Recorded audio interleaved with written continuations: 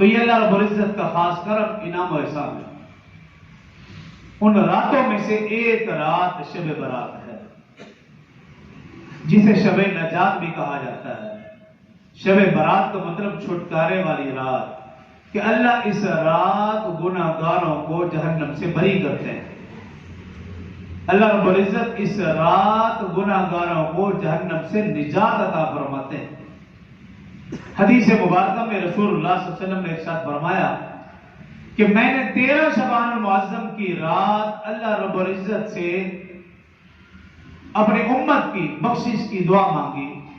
اللہ رب العزت نے اس دعا کو 1/3 حصہ قبولیت کا عطا فرمایا۔ پھر میں نے 14 شعبان المعظم کی رات اپنی امت کی بخشش اور مغفرت کے لیے پھر دعا کی۔ اللہ رب العزت نے اس دعا کو 2/3 حصے سے قبولیت کی عطا فرمائے۔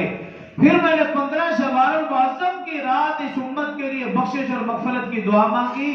فرمایا میں نے جو کچھ بھی اس امت کے حق میں مانگا اللہ رب العزت نے وہ سب کچھ عطا فرما دیا۔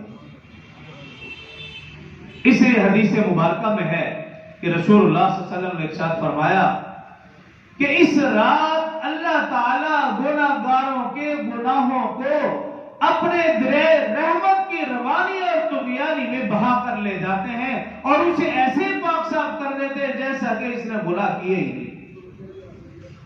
اور ایک حدیث مبارکہ میں رسول اللہ صلی اللہ علیہ وسلم نے ارشاد فرمایا کہ اللہ رب العزت اس رات اپنی رحمت کے 300 دروازے کھول دیتے ہیں اور اس امت کی عام بخشش اور معافی کا اعلان فرما دیتے ہیں۔ حضرت عائشہ صدیقہ رضی اللہ عنہا فرماتی ہیں کہ رسول اللہ صلی اللہ علیہ وسلم نے ارشاد فرمایا 15 شعبان المعظم کی رات اگلے سال کی پیدائش اللہ پاک لکھتے ہیں کہ کس کس نے پیدا ہونا ہے۔